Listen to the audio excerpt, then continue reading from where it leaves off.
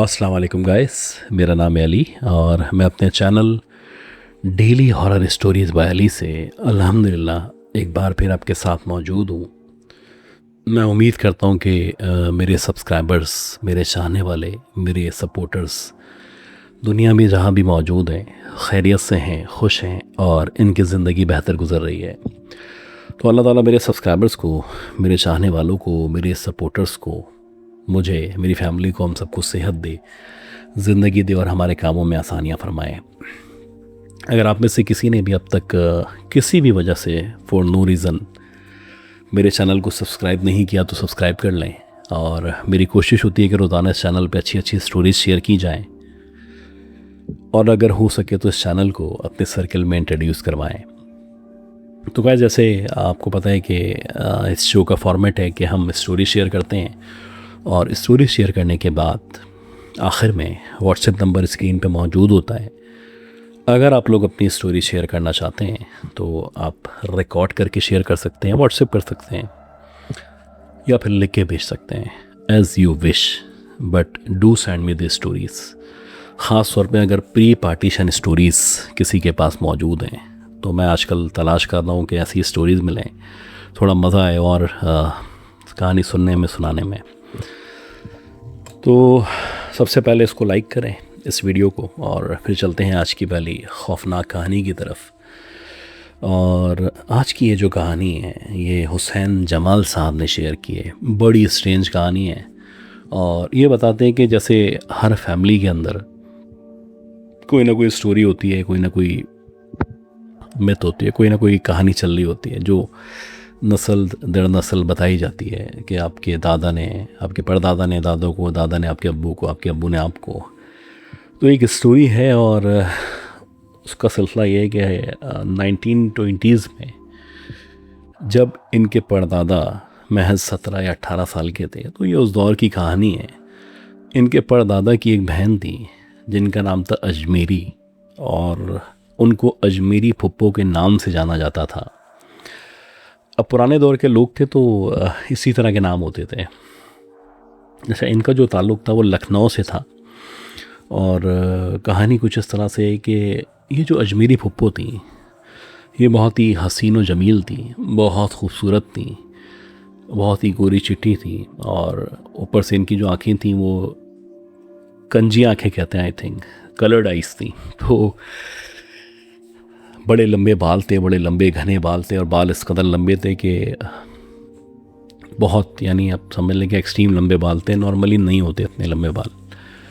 इस कदर अल्लाह ताला ने उनको हुस्न से नवाजा था कि जो उनको एक बार देखता वो उनको देखता चला जाता, यानी कि इतनी ज़्यादा खूबसूरत थी।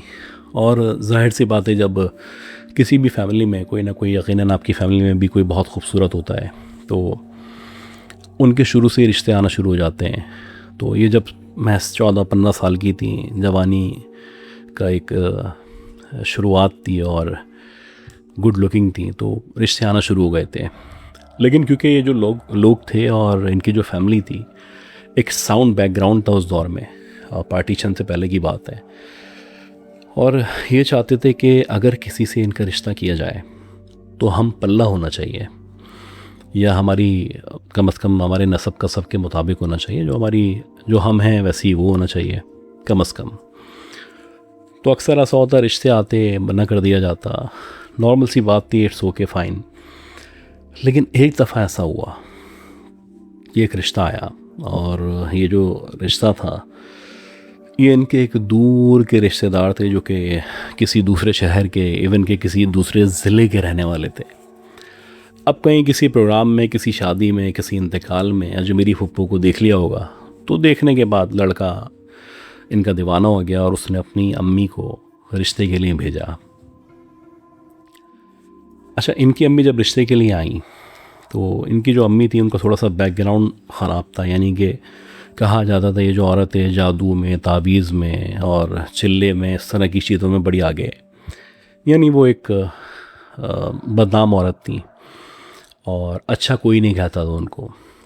तो अब हुआ ये कि जब इस तरह का रिश्ता आया तो नॉर्मली आपकी बहन बेटी हो, जैसे कि हमारी बहनें हैं अब इस तरह, तो यू कांट कॉम्प्रोमाइज़, मतलब आप कुछ चीज़ें ऐसी होती हैं, नहीं यार ये नहीं हो सकता भाई, ये कैसे हो सकता है। तो ऐसे ही हुआ कि उनको मना कर दिया गया।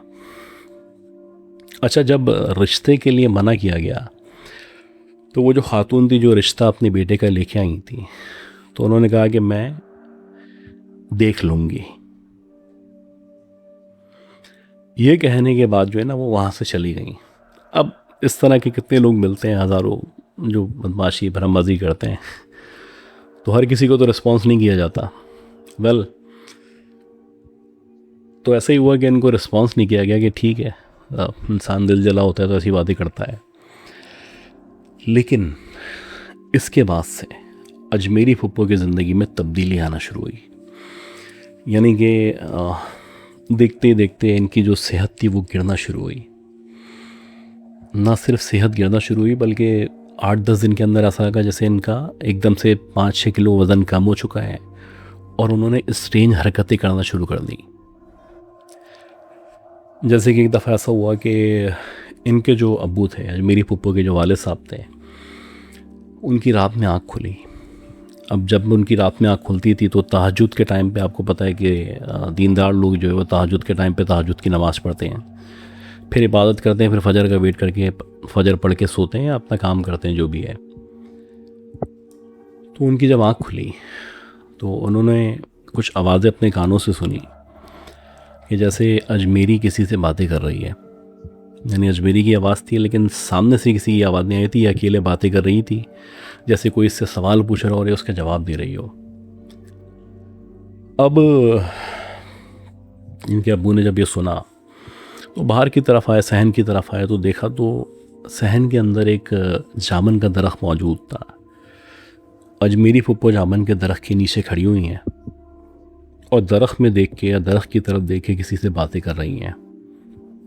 कुछ अजीब सा उनका हुलिया हुआ है, बाल उनके बिखरे हुए हैं, दुपट्टा उनके ऊपर मौजूद नहीं है। मतलब एक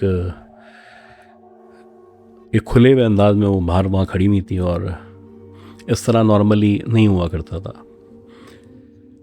ऊपर देख रही हैं, किसी से बातें कर रही हैं। अब जब ये दरख्त पे देखते हैं तो वहाँ कोई दिखाई नहीं देता, तो इन्होंने पीछे से आवाज़ दी तो वो एकदम चौंक गई और चौंक के उन्होंने बजाय इसके कि इनका रिस्पॉन्स करती हैं, इनकी तरफ आती, उन्होंने जल्दी से दरवाज़ा खोला और बाहर की तरफ भागना शुरू कर दिया। अब रात के 3-4 बजे का टाइम है और फजर की अज़ान होने में भी टाइम बाकी है। तो स्पीकर वगैरह तो पहले होते नहीं थे, तो ज़ाहिर सी बात है जो मौज़िन होंगे वो ऐसी मस्जिदों में खड़े होकर मेंबर पे अज़ान दिया करते होंगे। तो ये वहाँ से निकली, दरवाज़ा खोला। अब इनके वालिद इनके पीछे भाग रहे हैं, इनके शोर शराबे से और 2-3 मर्द उठे, वो इनके पीछे भाग रहे हैं। वो भागती चले जा रही हैं। बिला आखिर वो खेतों से होती हुई एक ऐसी जगह पे आके रुकी जहाँ पे एक पुराना कब्रिस्तान मौजूद था और कब्रिस्तान में भी एक दरख्त के नीचे एक कब्र मौजूद थी। वहाँ आके बैठ गईं। अब इससे पहले कि लोग इनके पास आते, दूर से ही लोगों ने देखा कि उस कब्र की मिट्टी उठा उठा के अपने पूरे जिस्म पे ऐसे लगा रही हैं। मिट्टी कभी मुंह में रख रही हैं, कभी हंस रही हैं, कभी कुछ कर रही हैं। अब ये जो सूरत हाल थी ये बड़ी एबनॉर्मल सूरत हाल थी। अल्लाह ना करे आपके साथ, किसी के साथ, फैमिली के साथ कुछ इस तरह का हो तो आप क्या करेंगे। तो जो अजमेरी फुप्पो थी उनको पकड़ के लेके आए, 3-4 लोगों ने संभाला। बहुत ताकत उनके अंदर, कभी किसी को यहाँ धक्का दें, कभी किसी को वहाँ धक्का दें, कभी कुछ और कभी कुछ। अब लेके आए, पेश इमाम साहब आए, उन्होंने दम दुरूद किया। अच्छा, जब वो पेश इमाम साहब आए दम दुरूद करें, वो नॉर्मल हो जाएँ, जैसे ही वो जाएँ तो दोबारा से अब नॉर्मल बिहेव करना शुरू कर दें।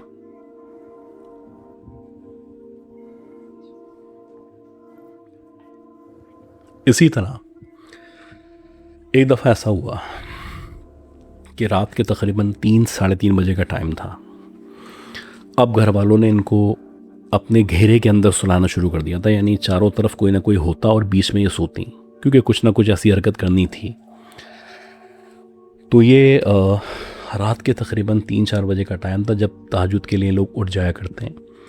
तो एकदम से इनके चीखने की आवाज़ आई और जब इनकी चीखने की आवाज़ आई तो चीखने की आवाज़ के साथ जब उठे घर के मर्द ख़वातीन तो इनको देखा तो ये अजीब से हुलिये में अपने कपड़े फाड़ के सहन के बीच में खड़ी हुई हैं और आसमान यानी जहाँ पे चाँद नज़र आ रहा था, शायद चाँद की 14 तारीख थी, और चाँद की 14 तारीख थी, और ऊपर देख के चाँद की तरफ देख के बातें कर रही हैं और कह रही हैं कि बस मैं आज आ जाऊंगी, बस मैं आज वापस आ जाऊंगी।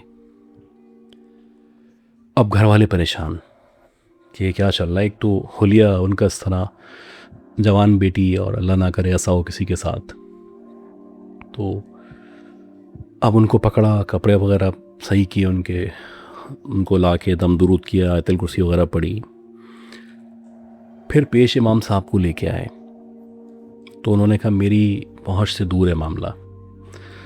उनके जो उस्ताद थे फिर उनको लेके आया गया उसी दिन असर में। जब असर में पेश इमाम साहब के उस्ताद जब आए और उन्होंने आके अकबरी फुप्पो को, अजमेरी फुप्पो को देखा, सॉरी, तो वो बताते हैं कि भाई मुझे ऐसा लगता है मामला हाथ से निकल चुका है, इसके ऊपर जो भी मखलूक सवार है वो इसको ले जाएगी। लेकिन फिर भी उन्होंने अपने तौर पे जो भी तावीज़ वगैरह थे वो पहनाए, दम दुरूद किया। लेकिन तावीज़ पहनाने पे अजमेरी फुप्पो हंस रही थी और कह रही थी इससे कुछ नहीं होने वाला, और ऐसा ही हुआ। उसी रात के तकरीबन 12-1 बजे एकदम से उनके चीखने की आवाज़ आई है, और जब चीखने की आवाज़ आई है तो पता नहीं किस तरह दीवार फैलांग के, कूद के, दरवाज़े के ऊपर से भाग के वो दोबारा कब्रिस्तान में उसी कब्र, उसी दरख्त के नीचे जाके बैठी, और वहाँ बैठ के उन्होंने मिट्टी को अपने मुंह पे मलना शुरू किया, और मिट्टी मलते मलते ही उनका वहाँ पे इंतकाल हो गया।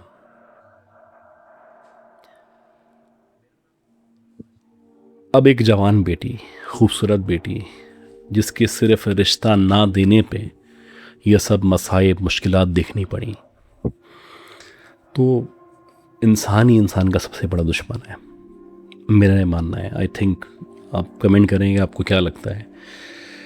इंसान इस कदर बुरा हो चुका है, यानी उस दौर में, यानी 100 ईयर्स बैक इंसान कितना बुरा था कि अगर आप उसकी बात ना माने, उसकी मर्ज़ी का काम ना करें, उसके तौर तरीके पे ना चलें, तो वो अपना असली रूप दिखाएगा आपको। तो गाइस, उम्मीद करता हूँ ये जो स्टोरी है आपको पसंद आई होगी। अच्छा, जिन लोगों ने अब तक इस चैनल को सब्सक्राइब नहीं किया, तो सबसे पहले हम मज़ीद स्टोरीज़ की तरफ चलें उससे पहले इस चैनल को सब्सक्राइब करें, और सब्सक्राइब करने के बाद ये जो लाइक का बटन है इसको प्रेस करें। और 2 स्टोरीज़ मेरे पास मौजूद हैं, ये 2 स्टोरीज़ मैं और अभी प्ले करूँगा 1 बाय 1। ये हमारे एक बहुत अच्छे लिसनर हैं आसिफ साहब, उन्होंने कोशिश की है, स्टोरी भेजी है, अच्छी स्टोरी भेजी है माशाल्लाह। और जिस एरिया की स्टोरी है, बचपन मेरा गुजरा है वहाँ पे, तो वहाँ की भी स्टोरीज़ हैं। अभी पहले आप इनकी स्टोरीज सुनें और कमेंट करें। अपनी स्टोरीज़ के लिए व्हाट्सएप नंबर आएगा अभी स्क्रीन पे, रिकॉर्ड करके भेज सकते हैं, लिख के भेज सकते हैं, जैसे आसानी हो। तो अब हम चलते हैं आसिफ भाई की इन 2 स्टोरीज़ की तरफ, और कमेंट लाजमी करना है आपने। तो मेरे भाई ये वाक़या जो है 1988 का है। जब आपको शायद याद हो तो ये कि कस्बा कॉलोनी फसादात वगैरह जो हुए थे, उनका वाक़या है।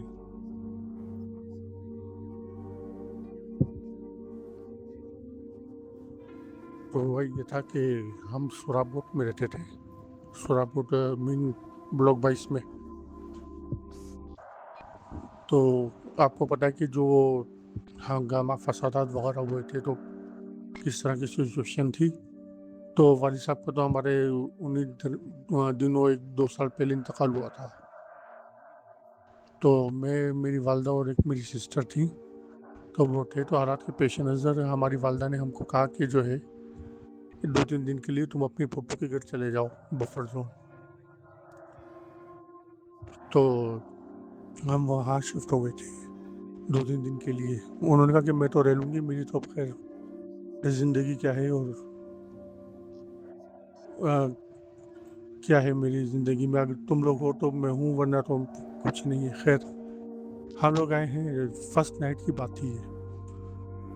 तो रात को तकरीबन 12:30 बजे हमारी फूफीज़ाद बहन ने कहा, जिनकी शादी हो चुकी थी, उनकी एक बेटी थी। तो उन्होंने कहा कि जो है, मैं नाम नहीं बता रहा उनको, तो उन्होंने कहा कि जो है बच्ची का दूध ख़त्म हो गया है।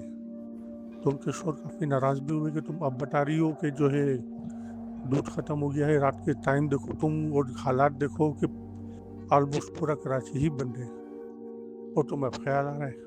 तो वो कहने लगी कि मैंने कहा कि आपको बताती हूँ, लेकिन मैं भूल गई थी। लेकिन ये कि बच्चे का दूध बिल्कुल ख़त्म हो गया है। अब बच्ची भी जो है दूध के लिए वो कह रही है कि जो है दूध मुझे दूध दें आप। बहरहाल 12:30 बजे ये लोग जो हैं, बाइक थी इनके पास 70, ब्लैक कलर की जो होंडा 70 आती है, उस पे ये लोग निकले हैं। कह रहे हैं कि बफर जोन का एक एक चप्पा देख लिया इन्होंने, कोई दुकान नहीं खुली सी। ज़ाहिर बात है कि एक तो हालात ऐसे, ऊपर से ये कि प्ले टाइम ऐसा। तो उन्होंने कहा कि एक काम करते हैं कि शखीसन की तरफ चलते हैं। वहाँ में भी जो वो डबल साइड रोड है, वहाँ जो है कोई शॉप खुली हो, शायद कोई मेडिकल स्टोर हो, जो वहाँ से दूध मिल जाए हमें। तो ये बताते हैं कि वो कब्रिस्तान के साथ जो रोड चल रही है, वहाँ पे गए हैं, थोड़ा सा आगे बढ़े तो क्या देख रहे हैं ये कि एक और सड़क के बीच में चलती हुई जा रही है। इनको बड़ा ताज्जुब हुआ कि ये वक्त देखो और ये हालात देखो और ये अकेली औरत रात के इस उस पे। मियाँ बीवी ये दोनों बड़े परेशान हुए कि जो है ये क्या चीज़ है भाई ये। लेकिन ये है कि बजाय इसके कि ये साइड वाइड से निकल जाते हैं, कभी कभी आदमी आपको पता है कि कभी कभार बंदा खुद कहता है कि आप बिल मुझे मार। तो ये बिल्कुल उसके पीछे लगे हैं मोटरसाइकिल उस औरत के, और तकरीबन 4-5-6 फीट जो है वो आगे थी इनसे। और इन्होंने जो है ये स्कूटर का एक्सीलेटर डालना शुरू किया है, क्योंकि हॉर्न तो था नहीं इनके पास। तो जब ये एक्सीलेटर उन्होंने उस पे मारा है टीटी पे, तो पहले तो वो नहीं मुड़ी, लेकिन जब इन्होंने जो है 4-5 दफ़ा जो है स्कूटर को जो है रेस की है, एक्सीलेटर किया है, तो वो मुड़ी है। तो वो हमारे जो उनके दामाद थे, वो कह रहे हैं कि भाई उसके चेहरे पे बस नज़र पड़ी है मेरी, उसके बाद उसके आंखों की जगह 2 रेड कलर के ढीले थे, और शक्ल ऐसी थी कि मैं लफ्ज़ों में नहीं पता नहीं कि मैं बयान कर सकता। तो उस वक्त मेरी एज तो बहुत कम थी, लेकिन इतना मुझे याद है कि जब ये लोग पहुंचे हैं तो दोनों की हालत गैर हो चुकी थी। कहाँ का दूध, कैसा दूध, क्या था। बच्चे के उनकी तबीयत ख़राब थी, और बस गिरते पड़ते किस तरह ये घर पहुंचे हैं, ये मैं लफ्ज़ों में नहीं बता सकता। तो ये है कि ये पहली स्टोरी थी, अब मैं आपको दूसरी स्टोरी शेयर कर रहा हूँ। अच्छा अली भाई, ये दूसरी स्टोरी है, ये तकरीबन 2002 या 2003 की बात है, और ये मेरे एक दोस्त के साथ ये वाक़या पेश आया था। आमिर नाम है उसका। तो अब तो खैर ये वो लोग जो हैं फौरगे की तरफ चले गए हैं अपना घर बेच के। तो ये ब्लॉक 21 में थे। तो ये है कि ब्लॉक 22 और ब्लॉक 20 जो है, बस 2 रोडों का फ़र्क था, अगर आपने देखा हो। ये है कि अगर सोराबुट जाएँ तो ये कि फायर ब्रिगेड आएगा, उसके साथ जामा मस्जिद गुलशन उमर है, फिर ईडी सेंटर है। ईडी सेंटर के बिल्कुल बैक साइड में इनका घर था, 120 गज का 2 मंजिला घर था। तो ये कि अल्लाह ताला ने इनका हाथ पकड़ा हुआ था माशाल्लाह से, ये खाते पीते लोग थे। तो सन 2000 में इनके वालिद हार्ट पेशेंट बने। तो हार्ट पेशेंट हुए तो ज़ाहिर बात है कि उनके लिए दवाई वगैरह का अरेंजमेंट करना होता था, जो ये अटैच था अपने वालिद से। मैं भी अटैच था, जानता था, जाता था, सलाम दुआ होती थी, तो बड़ी शिफ़्क़त के साथ, मेहरबानी के साथ जो है पेश आते थे। वालदा दोनों का इंतकाल हो गया अब तो उनकी, अल्लाह पाक उनकी मग़फ़िरत फरमाए और बुलंद दर्जात अता फरमाए। तो सन 2002 या 2003 की बात है कि इनकी सिस्टर ने इनको 2 या 3 बजे उठाया है। तो मैंने पहले बताया कि डी सेंटर के बिल्कुल सामने घर था इनका, एक रोड चल रही है, अगर आपका कभी गुजर हुआ हो तो शायद आपने देखा हो, सीधे आगे तक जाती है वो, केबीआर तक। 19 नंबर से गुजरती है, फिर केबीआर तक जाती है। खैर ये पता है कि ब्लड प्रेशर की या जो है कोई टेबलेट जो है उनकी ख़त्म हो गई है, और जो है वो जो है तबीयत ख़राब हो रही तो गोली चाहिए। ज़ाहिर बात है कि वालिद या वालिदा हों तो आदमी जो है परेशान हो जाता है उनकी तबीयत का सुन के, तो इन्होंने भी जो है हाथ-पाथ धोए आए, पानी की छींटे मारे हैं। स्कूटर की बाइक थी इनके पास भी, वही ब्लैक 70 थी, वो जो कराची में एक ज़माने में तो कॉमन ही थी। तो ये जो हैं निकले हैं। अब बजाय इसके कि ये घूम के जाते, ये फेडरल हॉस्पिटल हो गया या मामजी हो गया, ये इस तरफ जाने के बजाय ये सीधा निकले हैं। यानी कि 19 नंबर की तरफ निकले हैं, लेकिन 19 और 20 के बीच में एक जो है रोड चल रही है, तो उसी पे आ भी रहे होते हैं, उसी पे ट्रैफिक जा भी रही होती है। तो ये तख्त को मुड़े और थोड़ा सा आगे जाने से एक हॉस्पिटल आता है, नूर हॉस्पिटल। तो उसके बिल्कुल सामने, नूर हॉस्पिटल के सामने बिल्कुल एक कचरा कुंडी थी। तो जो है कचरा कुंडी पे ये पहुंचे हैं, तो वहाँ फिर ये देख रहे हैं कि कोई औरत बैठी हुई है और कचरे में से कुछ चुन चुन के जो है वल्लालम खा रही है, अलग कर रही है, रख रही है। तो उनको बड़ी हैरानगी हुई कि जो है ये 3 बजे कौन सी औरत बैठी हुई है भाई इस कचरा कुंडी पे। बहरहाल बड़ा ताज्जुब, ये बताते हैं, मेरे दोस्त बताते हैं कि बस ये मैं उसके पास पहुंचाऊं कि भाई देखूं ये औरत कर क्या रही है। उस औरत ने इनकी तरफ देखा है, वल्लाह इनको इसकी शक्ल में क्या नजर आया, इनके हाथ पांव पिघल गए, स्कूटर इनके हाथ से गिरते गिरते बची। उन्होंने बाइक आगे भगाने के बजाय वापस पीछे मोड़ी है और वापस अपने घर की तरफ भागे। अब बेचारे बड़ी बुरी हालत में घर को पहुंचे हैं, लेकिन एक चीज़ से जान छूटी है तो दूसरी चीज़ ये है कि दवा लिख करानी है वालिद साहब की। बहरहाल इनके इत्तेफाक से कोई दोस्त उनको मिल गया, उन्होंने कहा कि मेरे साथ बैठ 2 मिनट में आ रहे हैं दवा लेके। बहरहाल ये फिर ये दूसरी तरफ से गए हैं, जहाँ इमाम बारगाह है उसके जो है बैक साइड के लिए आप जो है, तो उस रोड से ये जो है गली गली से निकले हैं, ये लोग वहाँ गए हैं, होकर आए हैं। लेकिन वो बताते हैं आमिर भाई के हमारे जो हैं बड़े अच्छे दोस्त हैं, अभी भी है, तबीयत ख़राब है उनकी आजकल। लेकिन बताते हैं कि आसिफ भाई उस वक्त जो वो औरत को देखा है और उसने जो मुझे देखा है, वो बात लफ्ज़ों से बाहर थी बयान करना, कि जो है बस अल्लाह पाक ने ज़िंदगी दी है कि जो मैं घर तक पहुँचाऊँ। तो ये दूसरी स्टोरी थी। वो मेरे भाई दरअसल मुझे जो है स्टोरी सेंड करने का आइडिया नहीं है, फर्स्ट टाइम मैंने आपको सेंड की है।